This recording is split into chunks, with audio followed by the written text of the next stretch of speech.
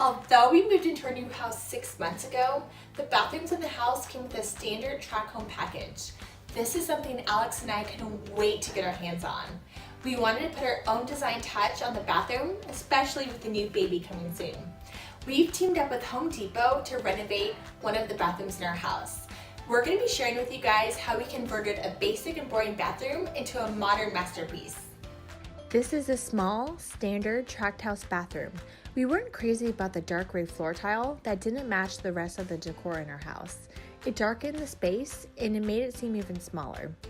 It came with standard fixtures, a basic toilet, bland walls, and a sheet mirror. Hey guys, this is Alex, Katelyn's handy hubby. While Katelyn was busy at work with the bathroom design, I was having all the fun with the installation. Tackling a project like this has always been a dream of mine. So after 2 months of late nights cranking on this bathroom and countless trips to Home Depot, I was finally able to complete this project. I'm going to walk you through step by step on how we completed this bathroom and how we converted it to a modern masterpiece. The first part of our project was demo. We started by removing the vanity, toilet, and all other fixtures. Given that our shower was a single system, we first started by removing the plumbing. We then separated the shower walls from the tub using a reciprocating saw. We removed the shower walls by removing the screws that were secured to the studs. Then, in order to take out the tub, we had to cut it into 3 different pieces. Using a mix of a 20-pound demo hammer, pry bar, and other hammers, we were able to smoothly remove the tile. Katelyn chose a white Carrera hexagon mosaic tile, which really brings a pop to a small bathroom like ours. The main part of our bathroom conversion was the shower, and we decided to use the Delta Upstyle wall system and bathtub. In order for the tub to fit, the plumbing connections needed to be moved, and we used a licensed plumber to help us out.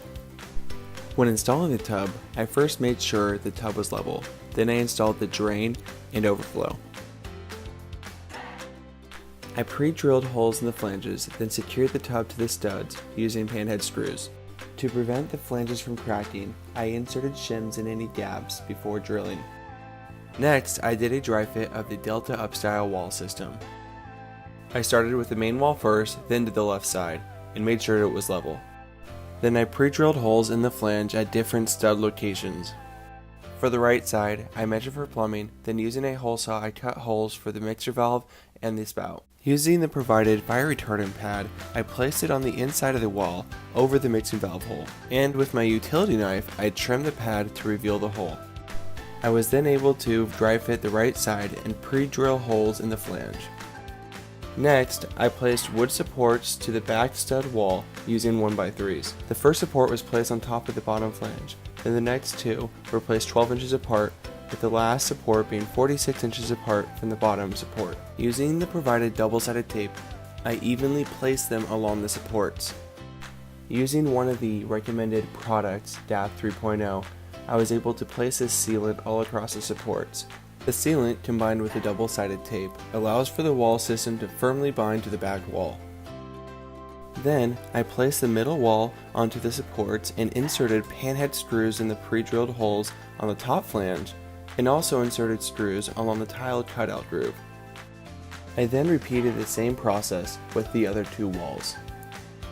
While the adhesive was drying, I placed a tightly fit bracing system to hold the walls in place.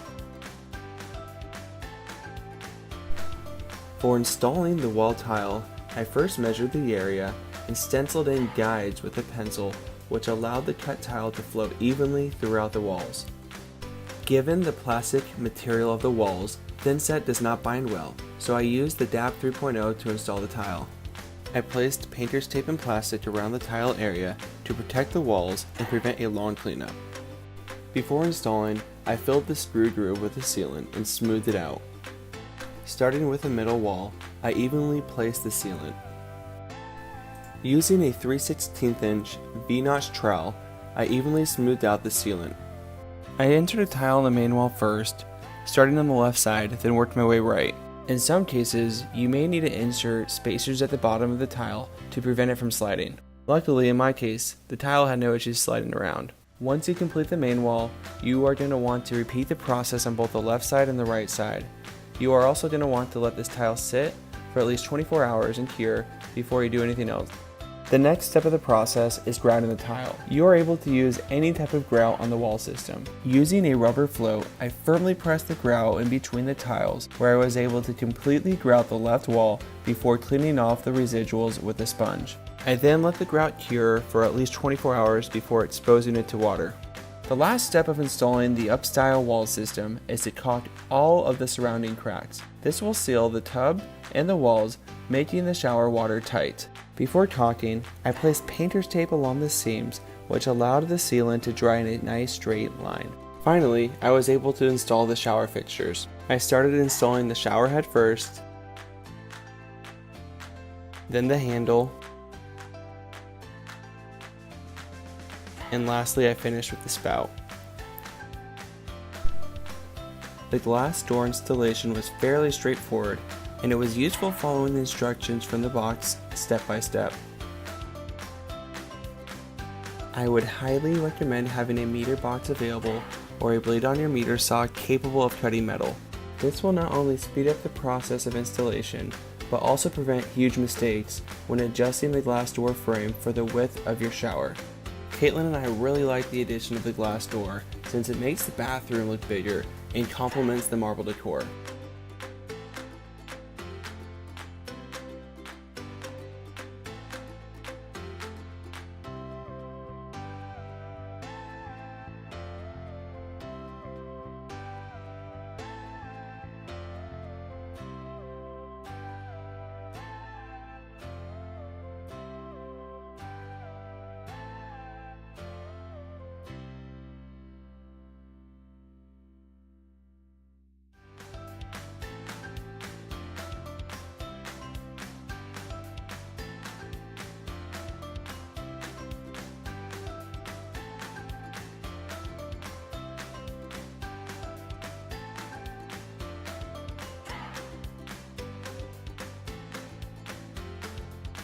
One of our obstacles when choosing a vanity was finding one that not only fit in a small space, but also one that fit the existing plumbing connections. One adjustment we had to make was cutting a small box in the back of the vanity to fit the plumbing.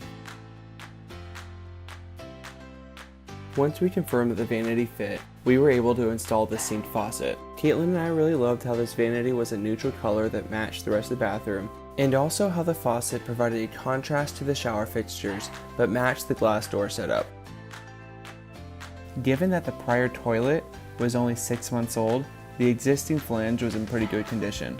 With the newly installed tile raised above the flange, I used 2 wax rings to place the toilet. You will know if an additional wax ring is needed if the toilet places easily without any added pressure. Adding an additional wax ring seals off the connection and prevents any leaks or problems. I also replaced the existing water toilet connector since the one installed by the developer was poor quality and prone to burst. So we finished the project with some final touches, which really helped everything come together.